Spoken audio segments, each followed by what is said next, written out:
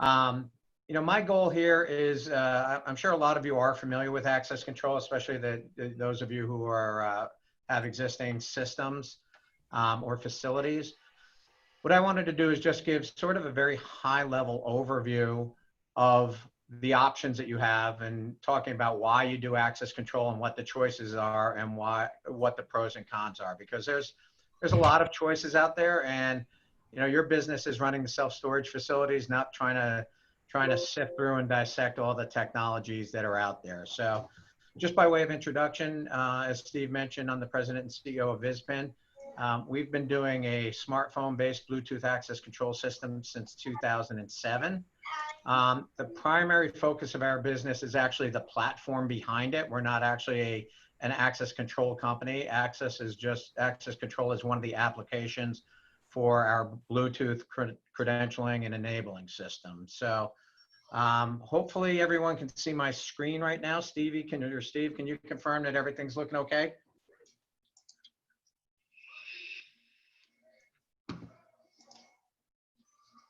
Hello. Steve, you're both on mute. Just want to make sure everyone can see the screen before I start going in. Yep, we can see it just fine. Beautiful. Thank you. Thank you. Appreciate it. So, the first thing we want to talk about is why access control. So why is this not working? Hold on a second. So, there's really a bunch of basic reasons to use access control. First of all, it's to let the good guys in. And coincidental with that is keeping the bad guys out. So you need a system, and there's lots of different options out there that allow you to do that. And by doing that, by controlling who can access your facility and when they can access it, it really enhances the value of the property, right? People are storing valuable things on the property, and the idea of renting out a space where pretty much anyone can come and go as they please, it's no longer an option. It's the ante. You have to have some sort of protection, and whether that's on the gates or on the buildings or the individual units, in any case, when I've rented units and others do, that's one of the first questions they ask is, do you have security? How do I know that people aren't just going to be wandering around trying to get in here? The fourth reason, if you will, is having information about when people come and go. And part of our business is doing data analysis in different segments. But it's important if you have an incident on the facility and you don't have cameras, or even if you do, if you saw the gate was opened at a certain period, being able to know exactly who activated that gate and when, or whoever came in through the door and when, that becomes, that's a key element of access control. And, probably the fifth point in a long list of other benefits of access control is reducing operating costs. And we'll talk a little bit about that when we go into the matrix of technologies that are available to you. So what are your choices in access control? There's most common today, obviously, in every location since the beginning of time, has been a lock and key, but in a lot of cases that's not practical. Cards and fobs are an extremely popular way of managing access control. Keypads, telephone entry systems, and biometrics, those are all very popular ways of managing access control. The emerging technology that we're involved in is replacing the keys and cards and fobs and keypads and things like that with the smartphone, using your smartphone as your credential. And then lastly, of course, there's guards, right? The guards are an effective way to manage access control, to have somebody on site 24/7 to record who comes and goes. And in some applications, that might be the most effective way to manage it. So if you look at the pros and cons of the different technologies, what I did is I created a little matrix for everyone that shows the different technologies and what the challenges and pros and cons are, starting with a lock and key. So, a lock and key is a very, very inexpensive way to get access control installed, but then you've got to look at overall total cost of ownership. For the client convenience, it's not a necessarily very convenient technology because they have to keep the key with them. They have to go and get it from you. They have to return it. They're fairly easy to manage in the regard that when somebody gets a key to your facility, or when somebody subscribes to rent a unit, you hand them a key. Of course, getting that key back at the tail end can be a little bit challenging. And ease of enrollment, they're hand in hand. So you issue them a key, voila, they're enrolled. Keys are relatively inexpensive. They're extremely reliable. But the challenge with keys, obviously, is they're very, very low security in that they can be easily copied. Most of you know now, you go into a Home Depot, you stick a key in the machine and it comes out, even if it's a key that says do not be copied. They're easily lost. And the challenge is, if you want to maintain any level of security with a physical key, you have to change locks every time you lose a key, and that can become a big operating cost for a business. And so, I'm guessing that in most cases, you guys aren't using mechanical keys. So that's probably a little bit of a moot point for the self-storage application. The second most common technology are keypads. The installation, that can be pretty expensive because now you typically have to you have to install a stanchion. And I'll use the example for simplicity. I'll use the example of access control at a gate to a property. You have to have that keypad. In most cases, you have to connect it to an access control panel. You have to install a pole or a stanchion, which you generally have to channel and run wire to that stanchion, which can all add up. The access control systems we've heard in some of the facilities can cost as much as $5,000 on a gate. And then if you look at the convenience, the client convenience of a keypad having a PIN number, it's not bad. The ease of management, especially with integration software like Storage Commander and some of the other companies out there, it's relatively easy to manage. When you subscribe for your space, you get a PIN number, and that PIN number can be deactivated automatically when your rental is up, or if a credit card doesn't clear, and things like that. The beautiful thing about a PIN or keypad is that there's no credential cost, right? It's a PIN number. You can issue out, millions, and it won't cost you anymore. So that's one of the real positives of that. And the consistency and reliability of keypads are really solid. There's a lot of companies that make them out there. They're very affordable, and they're very reliable, and they're very ruggedized. But as I'm sure most of you recognize, people share them. Half the keypads these days, you can go up and look somewhere nearby, and you'll see one of the PIN numbers scratched on the side of it. And you don't have real accountability. If you wanted to maintain real accountability, you would have to install an access control system, and again, they can be pretty expensive. Or you'd have to go in and manually remove codes constantly. And if you look at not just the installation cost and the cost of keys and credentials and things like that, you got to consider the management time of having to go into those systems or going to that keypad and adding and removing users. So the keypad options that are available, there are a lot of standalone keypads that are out there that are very affordable. But if you want any sort of remote management and interconnectivity with any of the management software, you need a local network connection, and that's a cost. That's where the costs can get pretty considerable. The other popular type of access control system, especially at gates, is a telephone entry system. Those can be very expensive. And again, not just the installation, but it still requires all the wiring and power to be run out to something or to a location where somebody can physically touch those things. The convenience is it's comparable. It's just like a keypad, so it's convenient for, it's just another PIN number. And it does offer you the big advantage of allowing guest access, to have somebody monitoring the telephone. And if you have somebody that has to get in temporarily, you can buzz them in. So it does give you that connectivity. But again, the operating costs of those things can tend to creep up fairly high. Enrollment's straightforward, especially if it's integrated with a management platform. And like a keypad, it's the same sort of concept, is that, PIN numbers are free. Add as many users as you want. I've learned in having this discussion with some other applications that some companies, some telephone entry systems actually limit the number of users. We're not sure why that is. So that's something to be considering if you are going to go with a telephone entry system. to look at how many users you may have in your system at any given time, and make sure the telephone entry system that you're choosing has, is adequate to deal with those limitations, with the number of people that you'll ultimately have on it. Telephone entry systems can be pretty reliable, but they depend on the connection, the reliability and consistency of the connection. So, you definitely want to have a hardwired connection to it, and generally you want to have some sort of a cellular backup on it. All these things add cost to it. The security is pretty good, and a lot of times the telephone entry systems will have a card reader in conjunction with it, so you have an alternative. So they're pretty good on the security side of things. But then the system updates, which are another cost to consider.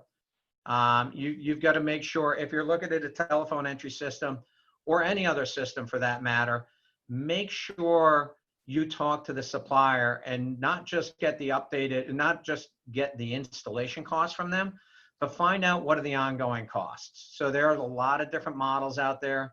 The horror stories we've heard are that requires software upgrades, and sometimes on a local machine.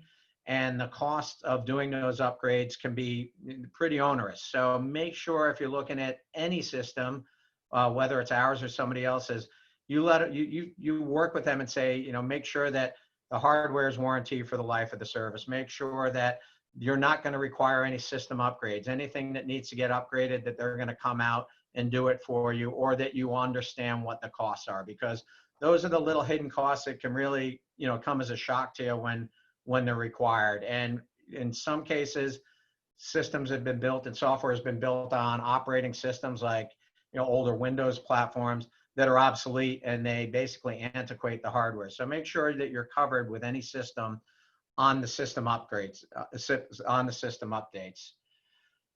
Most of the stuff is going cloud-based now. A lot of the cool telephone entry systems that are out there there's a great company that we're trying to partner with called Butterfly MX. It does really nice access control systems that are all cloud-based. And today, with the connectivity of the phone, anything cloud-based is becoming the norm. And it's popular for a variety of reasons. One of which is you don't have any on-site hardware. In some cases, you do require a network connection, but you don't have a local computer that needs to be updated. And if there's any security patches or anything like that, you don't have to worry about them like you would with an on-premise system. That the companies like us that have cloud-based solutions, whenever there's a new feature or whenever there's an update, it just happens. Your service doesn't get interrupted. You're up and running as soon as we update the service in the cloud. The next category is smart keys or smartphone access control system. So this is the space we live in. So I tried to be as biased as possible, but obviously this is, we see this as having the most advantages. First of all, the installation costs. Putting a smartphone-based access control system like ours, typically on a gate, the all-included hardware costs average in $300 to $400 plus an hour or so of installation. So, compared to some of the other access control systems that are out there where you're paying thousands, it's a really, really inexpensive and affordable alternative to those types of system. The convenience is super high. Imagine that somebody calls you up and they say, "Hey, I want to rent a unit for a year from you." By the time you finish the call, they have their key. They have a smart key on their phone that's going to work with it. They don't have to come in and get it. They don't have to do anything else. They just download either our app or in some cases our partner's app. And by the time your credit card clears, they already have access. So the client convenience is very high. And when they get to the facility, it's rare today that somebody doesn't travel with their phone. So as opposed to a PIN number that you may have to remember, or a card or a fob that you would have to carry along with you, using a smart key based or smartphone based system, it typically is a much more convenient alternative for almost all applications. The management as well, it's incredibly easy. You don't have to be on site to do anything. You don't need a local network connection.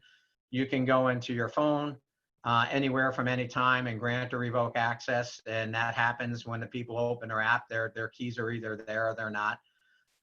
And so, overall, those systems tend to be not just lower from an installation and an operational perspective, but the ongoing costs tend to be quite a bit less than any of the other solutions out there because you don't have to do any local upgrades. Key credentials, if you're looking at ours or any of the other systems, they can range widely. There are smart key companies out there that charge an annual fee for a user. So make sure you understand if you go with the system that you understand. Okay, if I have 100 users, is that a one-time $200 key to issue the smart keys, or they're ongoing? We've heard stories of some companies trying to charge as much as $6 or $7 per user per year. And if you look at that, that can become a fairly significant operating cost for the business if you have hundreds of users and you have to pay to have those licenses or seats for all those users. So make sure you do your research on it. Reliability and consistency are extremely high on any cloud-based thing. We've been doing it since 2007. We've lived through the growing pains of bad network connectivity issues and unreliable servers, but we host ours on one of the global service providers, and the uptime is on the order of 99.99999%, and the downtimes generally we've designed it so that the network not being connected does not impact your client's abilities to get in and out, because if somebody can't get in and out in the middle of the night to your facility, they're going to call someone and they're going to be frustrated. And make sure that whatever system you're considering, if there's a failure, that there's workarounds for it. Security on smart keys are good across the board. We're known as one of the highest security applications, but the reality is the hacking of a smart key is largely an academic exercise. They're much higher just by their inherent nature than a card or a fob or a PIN number. So those are the things that are very, very strong. In our case, on the system updates, as long as you have the service with us, they're included. A lot of other companies have the same thing. You get the control unit or the units for your facility. You pay an annual or multi-year subscription to have portal access and your smart keys, and they include, that includes all the system updates. So you don't get dinged down the road. You have a predictable operating cost for those systems. And we're one of the few companies that actually warranties the hardware for the life of the service as well. Software phones, working with remote software. Yes, we work with, like I mentioned, Storage Commander and some other companies that are out there. That's because we're cloud-based. Integrating on the cloud level for any company is a fairly straightforward exercise. Integrating with local computers that are constantly updated can be challenging. Probably the most prevalent access control technology today are cards and fobs, but they're expensive in a lot of regards. Like I mentioned, you're probably going to pay a few $1,000s per access point to put a card reader system, and that's because you have to have a card reader at the entry point that has to be connected or to power, obviously, and somehow connected network, whether it's wireless or a wired connection, to a panel, which then has to be connected to a network system, and that's where the costs really increase significantly. Client convenience is pretty good. For those of you who have managed access control systems directly, they're very techy, so you got to know what you're doing. But fortunately, the self-storage management companies have done a really good job of obscuring that. So if you have a good self-storage software package, it has access control integrated, you never have to see the back end. But if you do, they're pretty tricky. The management in those cases, again, is very hard on that. Enrollment requires physical contact, right? Which was not really that big a deal from a germ perspective pre-2020. It's more of a concern. It's, an edge concern right now. But the physical act of having to issue a key means that you either have to mail them to a person or somebody has to travel to a location to retrieve those. So the enrollment process can be cumbersome in the physical act of having to issue and retrieve those fobs. They've been around forever, so the reliability and consistency of those things is extremely good. If you want to do system updates, again, it varies significantly from manufacturer to manufacturer. If it's on-site hardware, chances are you're going to have a service call to get an update on it. Or you need a network connection and typically some additional service to get that. The credentials are relatively secure. There's a lot of talk online about being able to go get a card cloned, and that's true. There are kiosks where you can go clone, excuse me, cards. But we again think that's more of an academic exercise. It's a lot easier to just hand your card to your buddy and let him use it and claim it was lost than it is to go find a kiosk where you can have those cards cloned. And again, the same as a lot of the other alternatives, working with third-party software like the management software only occurs if you have a network connection from those devices or if they happen to be cloud-based. The last technology, which is another great technology out there, is biometrics, right? There's lots of different biometrics. There are fingerprint readers, hand geometry readers, retinal scans, face recognition. There's lots of different biometrics, which I lumped into one category for the sake of our time today. The installation on biometric systems are extremely expensive. Typically at least twice the cost of a card reader system because you need the whole panel behind it, but the capture devices are pretty high on those things. That said, the client convenience is wonderful, right? You always have your biometrics with you. So your customers always have their fingerprints with them. They have their hands with them. They have their faces with them. So, that is one of the great advantages of biometrics is you never have to bring anything. You never forget to bring it along with you. The ease of management with these things, however, can be challenging. So I'll lump in management and enrollment. The challenge with management and enrollment with these systems is that you physically have to have the person come in and register them. And oftentimes you have to, for instance, if it's a thumbprint reader, have them do it several times and before it registers. And I won't talk, the reliability and consistency can be challenging. You have either false positives or false negatives. False positives mean, hey, I'm letting you in when you may not be the right guy to get in there. In a lower security application like this, not that big a deal because the probability of somebody matching your credentials and getting a false positive is extremely low. The false negative, which means I'm the right guy that should get in, but it's not letting me in. Those are, they're getting better with biometric systems, but they're still not where they need to be. And then, this is an older slide we have put together for another application. The requirement of having to touch stuff these days, there's going to be, when we emerge from the COVID stuff, there's going to be a lot more regulations in place, and keypads and biometrics and things like that. We're talking to a lot of companies that say, okay, if we're going to use a keypad, after every use, it has to be cleaned. And you can imagine if that were real, how would you manage something like that? A contact-based technology, having to clean it after every use is just not practical. So system updates and software, those types of things with access control systems, they're pretty universal across the board. So there's newer companies like us that eliminate the need for those. We use the phone as a methodology for getting data to and from the local sites, and you'll see more and more of those as the technology emerges in more companies, getting rid of the local on-site computers and software and network connections and all those. You'll slowly start to see those fade over time. So looks like I'm doing okay for time to allow some Q&A. Other things to consider.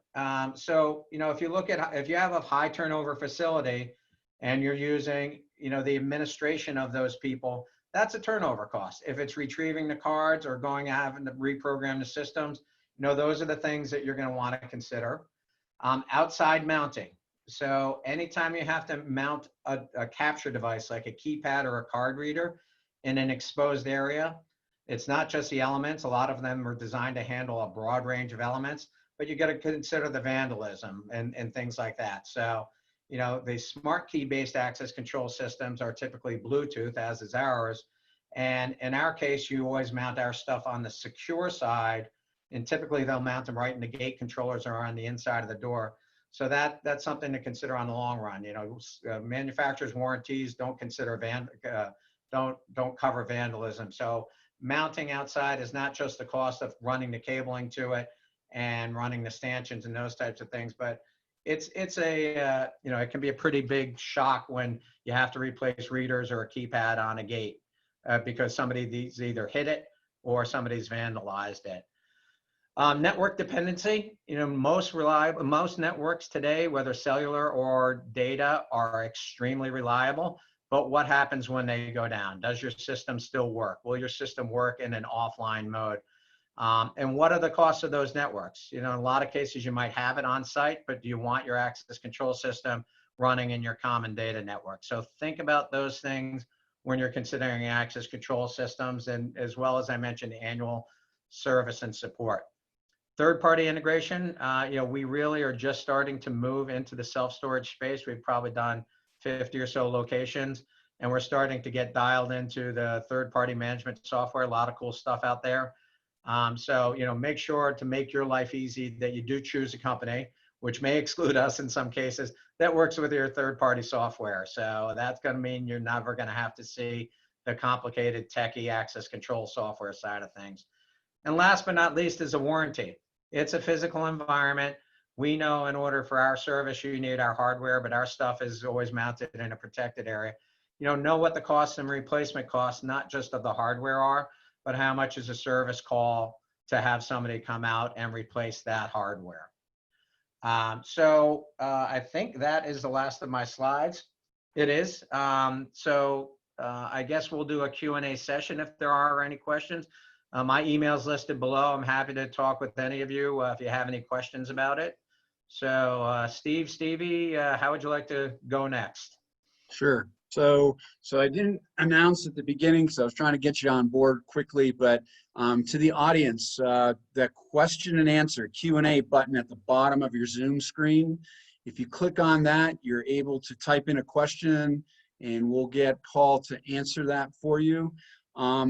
While we're waiting for maybe some of those potential questions, can you talk a little bit, you know, we always, being at the shows and being, you know, with the large clientele base that we have, Paul, we're always hearing about, you know, tell me about how, you know, we can handle lockouts and people that have gone delinquent. And can you talk a little bit about that with regard to your product?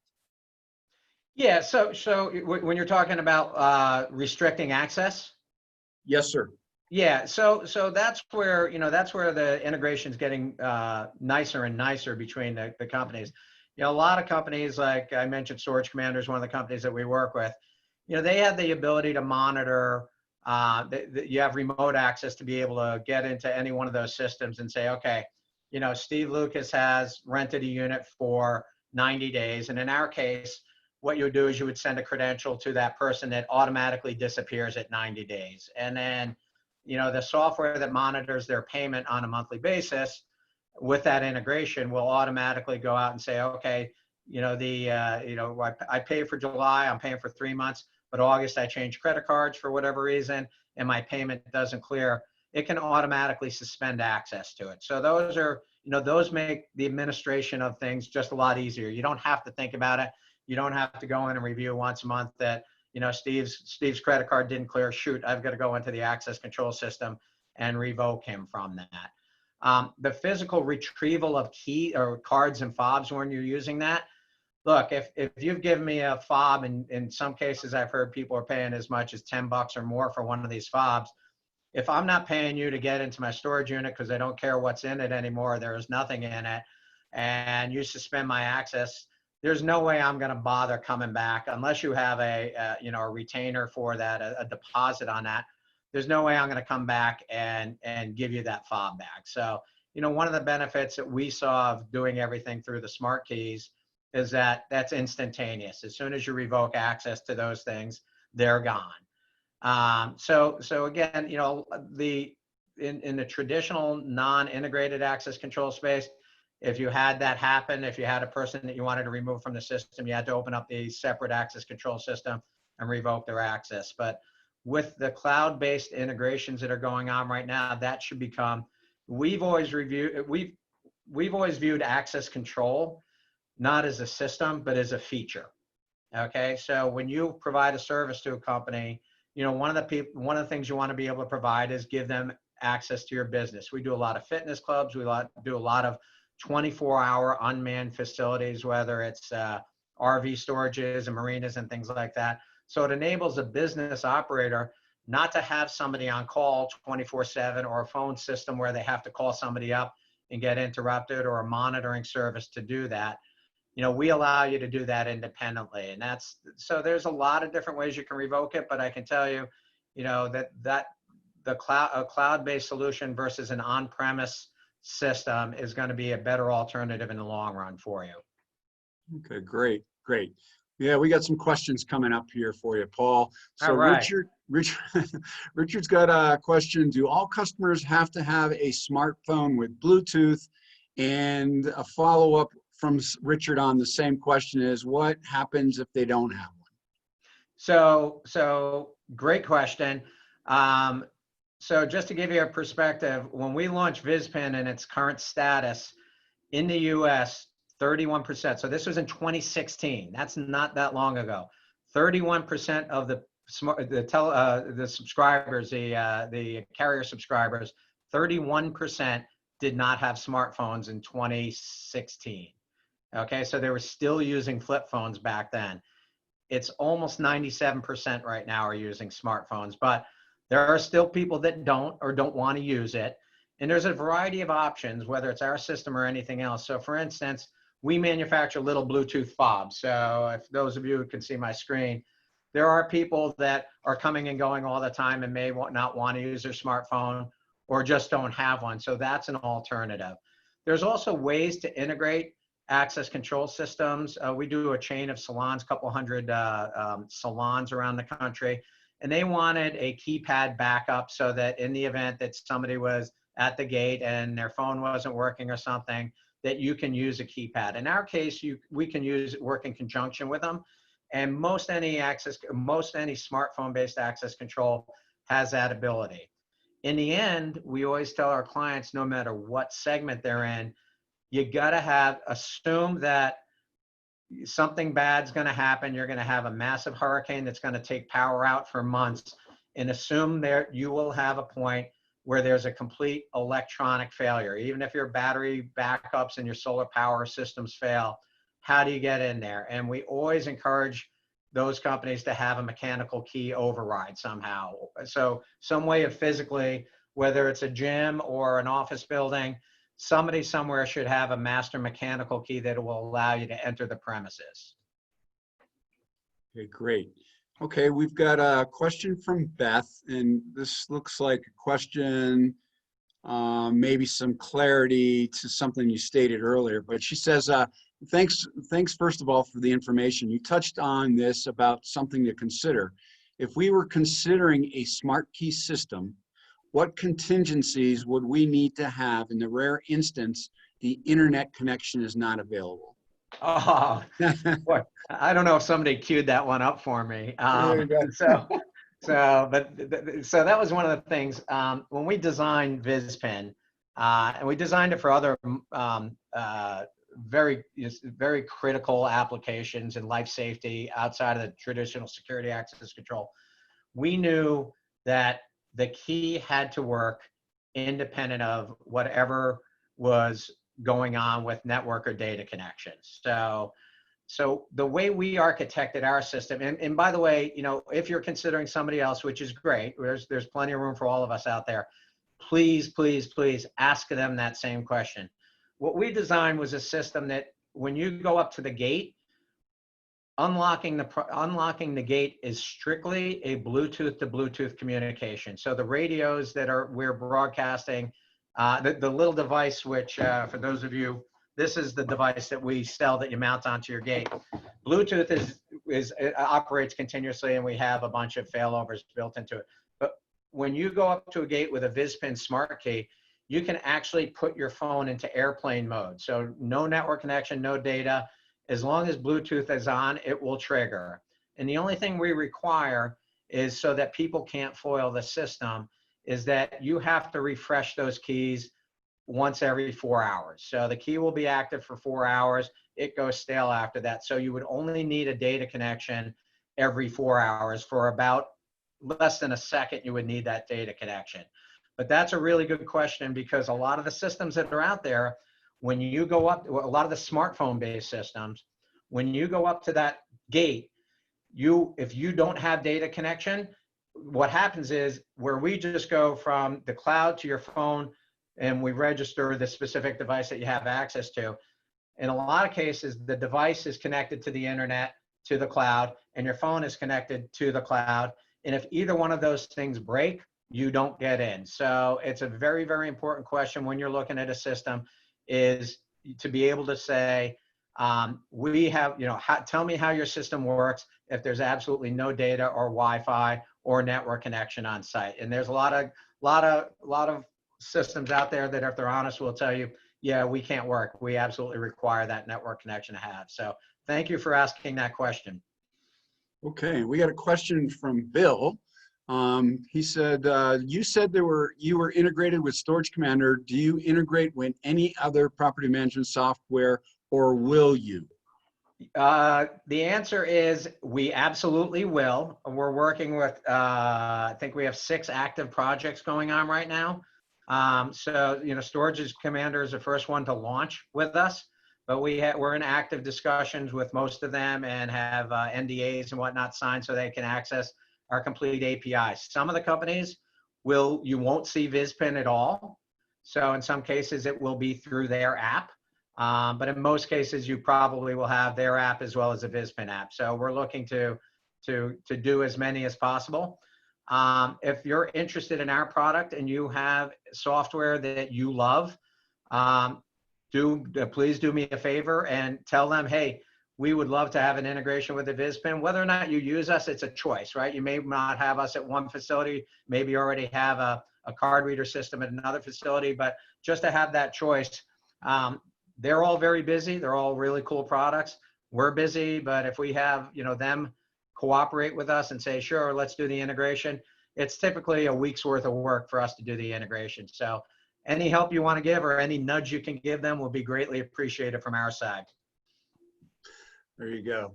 Okay, we've got about 10 minutes left, and I got 3 questions so far from Kurt.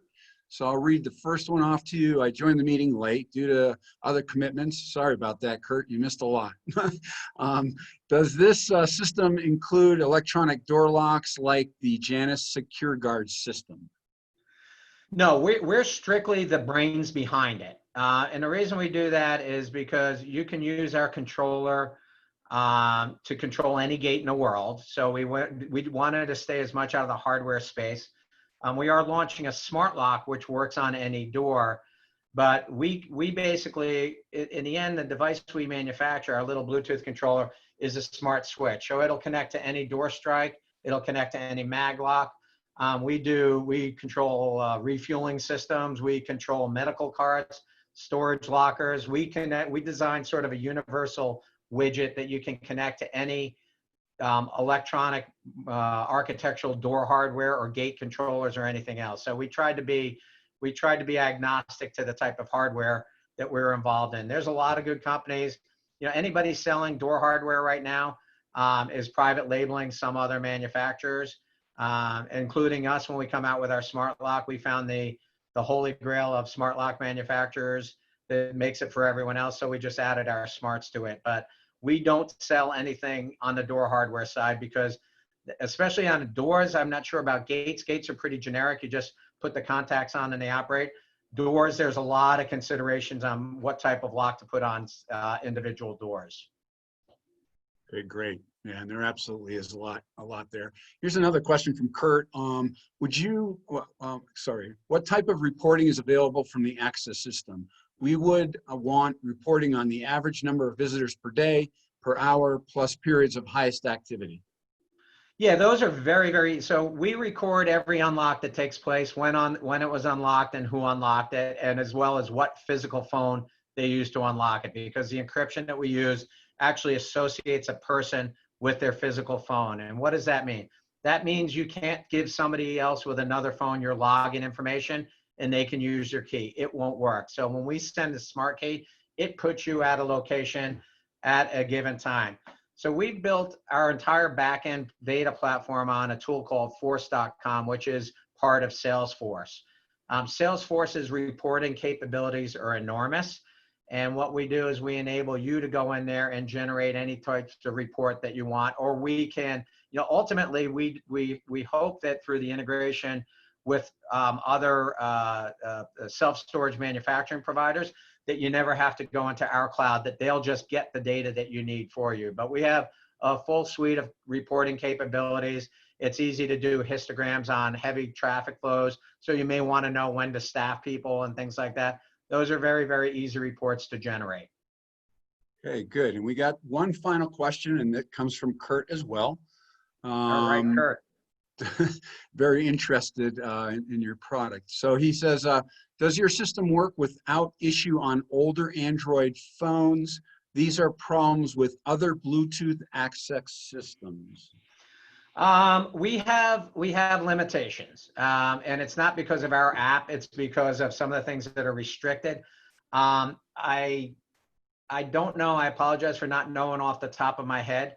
If you want to download the VizPin Smart app, or at least go to the Play Store or the Apple to iTunes, you can see what operating systems, which version of Android we work up to. So we go at least a few years back on the systems.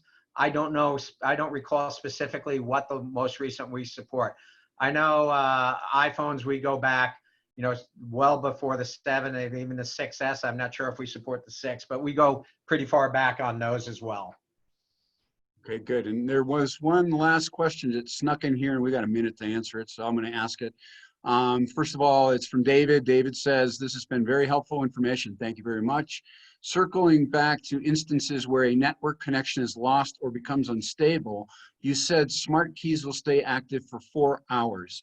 If the connection isn't fixed after 4 hours, what happens for tenants who then need access? So there's a number of different things you can do. There's an override mechanism, which is a little bit manual, but remember, network connection, I just want to make sure that I explain that right. When we say network connection, it would mean that your phone, our system has no on-site network connection. There's zero connection. We don't have a hardwired or a Wi-Fi connection on our system. So the 4-hour time period means your phone has no data, no Wi-Fi, or no cellular connection for a period of 4 hours. And if that's the case, what you would have to do is go to a spot where you can have network connection, push the refresh button on the app, and go back, and then you'll be good for another 4 hours. But I can tell you, it's increasingly rare, other than when I was in the mountains of Wyoming, that my phone had been out of cellular connection. And there was actually a place we could go up. We'd have to ride horses up there to get the network connection, but there was a place about a half a mile away where we could get it. So it's becoming increasingly rare to have a phone have absolutely zero connection anywhere. And one of the other things that's happening and happening relatively rapidly with the deployment of 5G, which is going to take some time and it's going to require new hardware. Within 3 years, there probably won't be a place on the continental US that doesn't have a data or cellular or Wi-Fi connection. Okay, awesome. There's another standing question. Stevie, would you grab that from Beth and connect Beth with Paul to get the answer to that and maybe share it with the audience? Paul, thank you very much for your information today. You guys seem to have a cutting edge product here that I think you should do very well in this industry. It seems to me that it's very simplistic. And certainly, I think from what we sell, simplicity is a big overlook in a lot of companies' business models. So thanks again for being here. We appreciate all your great information, and we look forward to seeing you down the road here. All right. Thanks for your time, everyone. Great, Stay thanks. safe. Yeah, same with you. Okay, everybody.